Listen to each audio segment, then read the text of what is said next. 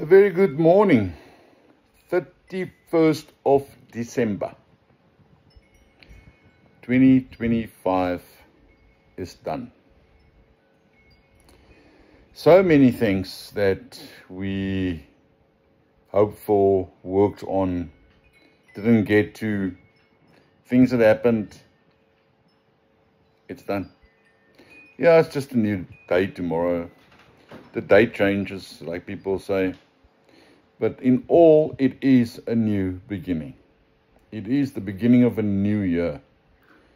It's time to reflect on what happened and did not happen. Sorrows, happiness, love, anger, all those things we went through this year.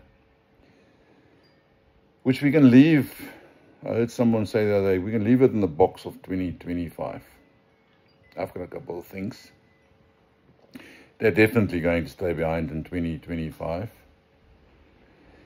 But my message for you for 2026 is love, happiness, family, friends, good health.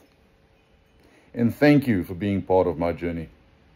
And let's do 2026 together. All the best.